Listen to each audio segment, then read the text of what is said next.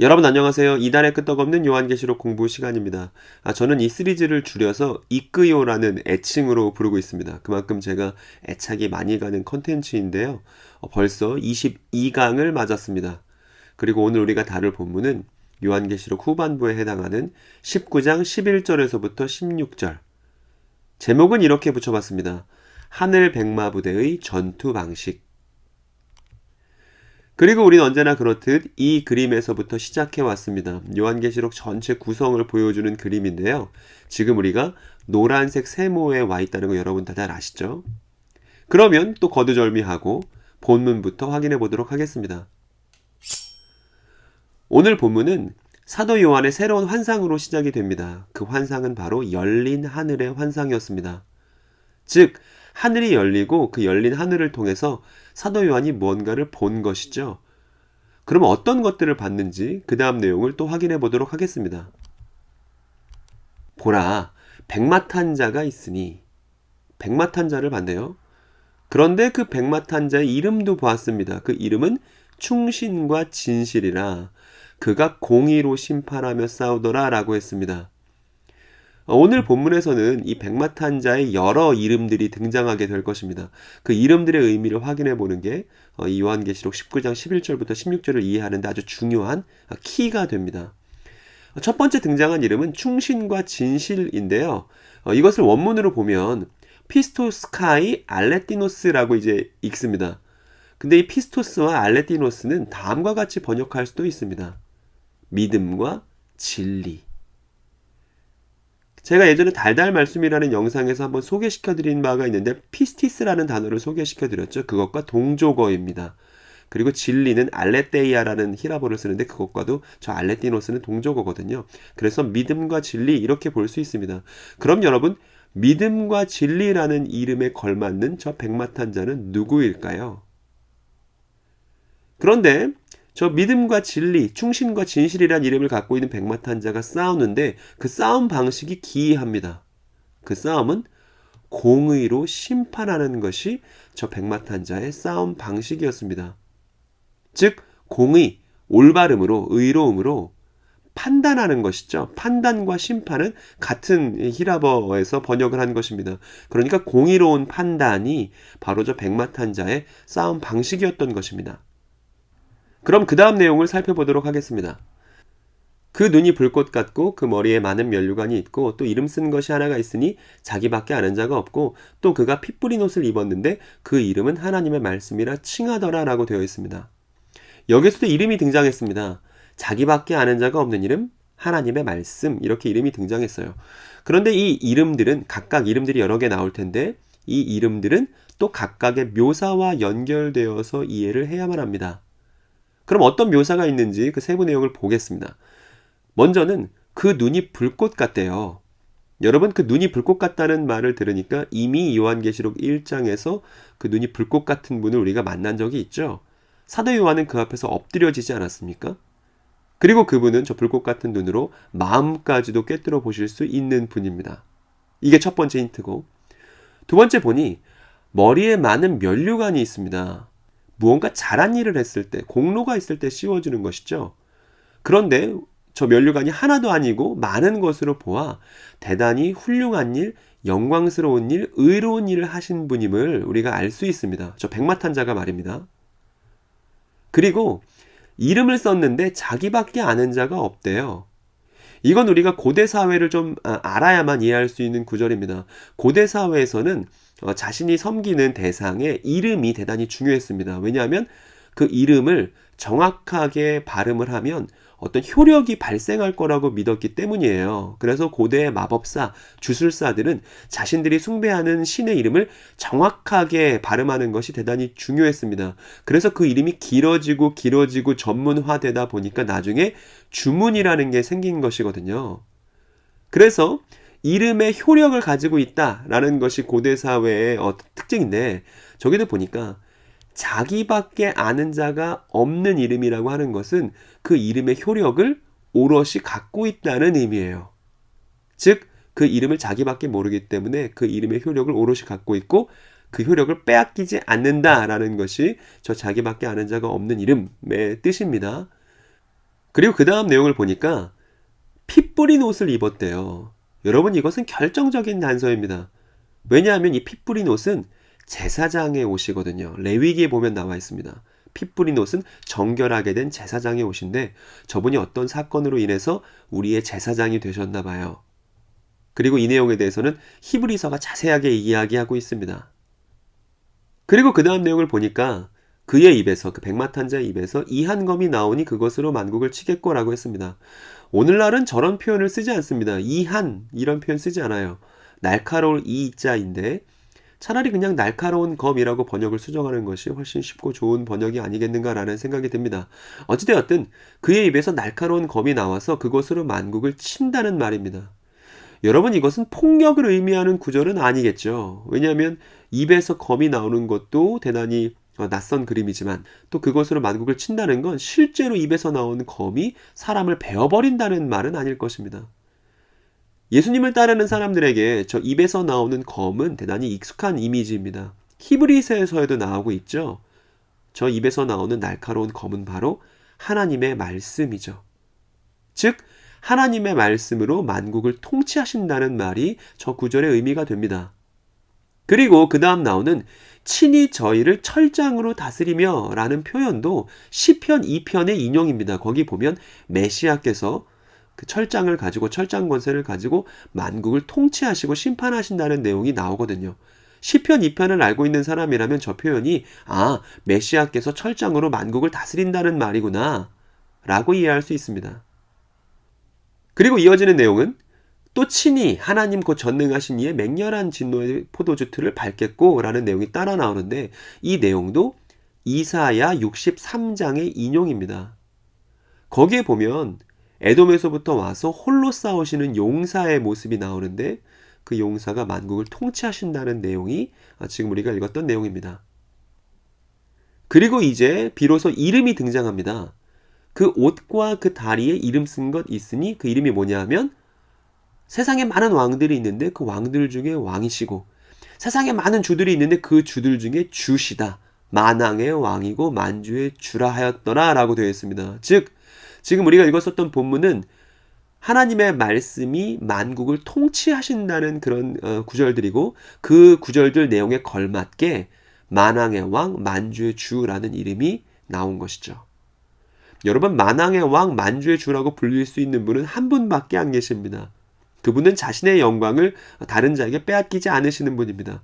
오직 한 분만이 만왕의 왕이시고 만주의 주이십니다. 혹시 이 영상을 보고 계신 분들 중에 이만희 씨라고 생각하시는 분 계시다면 생각을 고쳐 먹으셔야 됩니다. 믿음과 진리, 충신과 진실이라고 불릴 수 있는 분, 그리고 자기밖에 아는 자가 없어서 그 이름의 효력을 오롯이 갖고 계신 하나님의 말씀, 그리고 지금도 열린 하늘에서 이 땅을 통치하고 계시며 만왕의 왕 만주의 주라고 불릴 만한 분은 단 한 분밖에 안 계시기 때문입니다. 바로 메시아 예수이십니다. 사도 요한은 요한계시록 19장에 들어오면서 예수님과 교회의 관계를 결혼 관계로 보여주었습니다. 어린 양의 혼인잔치에 관해서 설명하는 제 영상에서, 지난 영상에서 여러분들께 설명드린 바가 있죠. 그런데 사도 요한은 다른 방식으로 이제 예수님과 교회의 관계를 보여줍니다. 그 관계는 사령관과 군대의 관계입니다. 전투부대의 관계에서 교회와 예수님의 관계를 조명하고 있습니다. 그리고 예수 그리스도를 따르는 신약 교회는 우리보다 먼저 싸우시는 그 사령관을 통해서 우리의 전투 방식을 확인합니다. 그분의 삶이 곧 그분의 전투 방식이었고 우리는 그 삶을 닮아가려고 하는 것이죠. 그것으로만 싸우려고 하는 것이죠. 그리고 이 신약교회의 전투 방식을 요한계시록은 희고 깨끗한 세마포로 표현하고 있습니다. 그리고 이것은 결혼관계로서 예수님과 교회를 살펴봤을 때도 동일하게 등장했던 것이죠. 19장 8절에도 나왔습니다. 빛나고 깨끗한 세마포. 이 빛나고 깨끗한 세마포를 입는 것이 바로 어린 양의 아내이고 하늘 백마부대의 전투원입니다. 그리고 이 빛나고 깨끗한 세마포의 정체는 바로 성도의 옳은 행실이었죠. 그러니까 우린 이렇게 결론 내릴 수 있습니다. 하늘 백마부대의 전투 방식은 예수님을 닮은 의로운 행실이 바로 우리의 전투 방식이라는 사실을 말입니다.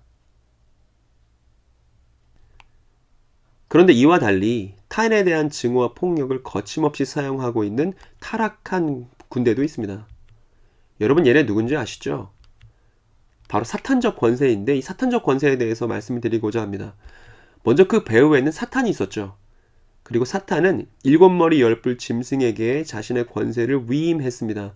그리고 이것을 거짓 예언자가 선전했습니다. 그래서 많은 사람들이 속았던 거예요. 그런데 이 사탄이 배후에 있는 땅의 군대의 모습은 하나님의 모습을 아주 악의적으로 모방한 것입니다. 왜 그러냐 하면 하나님이 계시고 하나님은 사랑 때문에 목숨을 버리셨던 예수 그리스도를 부활시키셨습니다. 그리고 자신의 우편에 앉히셨죠. 그래서 자신의 권세를 예수 그리스도께 넘겨주신 거예요. 이 내용이 마태복음 28장에 나옵니다. 여러분 꼭 확인해 보셨으면 좋겠습니다. 그래서 하나님으로부터 예수 그리스도께서 그 권세를 넘겨받으신 그림을 저 사탄적 세력이 흉내내고 있는 것입니다. 그리고 사탄적 세력에서는 거짓 예언자가 있다면 이 하나님은 대언의 영을 주셨습니다. 자신의 성도들에게 말입니다. 그래서 대언의 영이신 이 성령을 받은 사람들이 메시아 예수 그리스도를 전하는 것이죠. 이렇게 두 세력을 대조시키면서 잘 묘사했다면 대규모 전투 장면, 싸우는 장면 이런 게 나올 법도 한데 요한계시록은 그런 것을 전혀 보여주지 않습니다. 화려한 전투, 누군가가 삼국지처럼 활약을 했고 화려한 폭력의 장면이 이어지면 사람들이 좋아했겠지만 요한계시록은 전혀 그런 것들을 보여주지 않아요. 그저 오히려 당연하게 무엇을 보여주냐 하면 저 사탄적 권세가 패망할 것이라는 자명한 결과만을 보여줄 뿐입니다. 그리고 이제 사도 요한의 환상은 그 배경이 공중으로 장면이 전환됩니다. 이 공중은 원문으로 메스라네마라고 있는데요. 중간 하늘이라는 뜻입니다. 그래서 다른 번역에 보면 중천이라 번역한 곳도 있습니다. 이 중간 하늘에 태양이 있는데 이 태양에서 천사가 이렇게 소리칩니다. 하나님의 큰 잔치를 선언하는 것이죠. 그리고 살점을 먹으라고 합니다. 저 땅의 군대에 속한 사람들의 살점을 먹으라고 해요. 근데 그 땅의 군대에 속한 사람들은 대단히 많은 사람들이 있습니다. 왕들도 있고요. 거기에 자유민들도 있고 지위 고하 남녀노소를 막론하고 저 땅의 군대에 참여할 수 있었습니다. 그런데 그들의 사륵스, 원문으로는 사륵스거든요. 살점이. 이 살점을 뜯어 먹어라 라고 선언하고 있는 것이죠. 그리고 이 사륵스는 인간의 타락한 본성을 의미하는 단어이기도 합니다. 이 큰 잔치 속에서 사탄적 권세가 심판을 받습니다. 먼저 심판을 받는 것은 7머리 10뿔 짐승과 거짓 예언자였던 땅짐승입니다. 어떤 심판을 받느냐 하면 유황불에 던져집니다. 이 유황불에 던져지는 얘기를 들었을 때 성경을 잘 읽던 분들은 창세기의 소돔과 고모라를 떠올릴 수밖에 없죠. 즉 소돔과 고모라가 멸망당했듯이 저 두 뿔 양과 7머리 10뿔 짐승은 같은 운명에 소돔과 고모라와 같은 운명에 처하게 되는 것입니다. 그런데 저 사탄적 세력을 따라 썼던 많은 사람들은 저 7머리 10뿔이나 2뿔 양과 다른 종류의 심판을 받습니다. 그 안에는 왕들도 있었고 노예들도 있었고 자유자들도 있었고 남녀노소 할 것 없이 많은 사람들이 저 땅의 군대에 참여했는데 이들이 받는 심판은 유황불못이 아니었어요. 어떤 것이었냐면 새들이 날아와서 이들의 살점을 뜯어먹는 심판이었습니다. 너무나 끔찍한 장면입니다.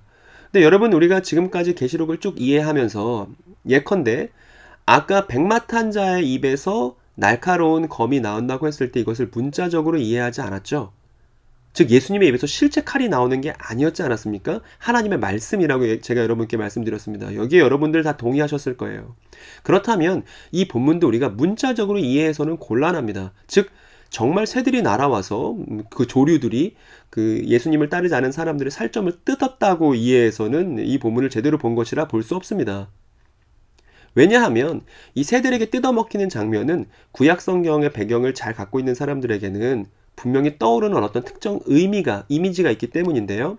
우리가 먼저 살펴보려고 하는 구약 본문은 바로 신명기 28장입니다.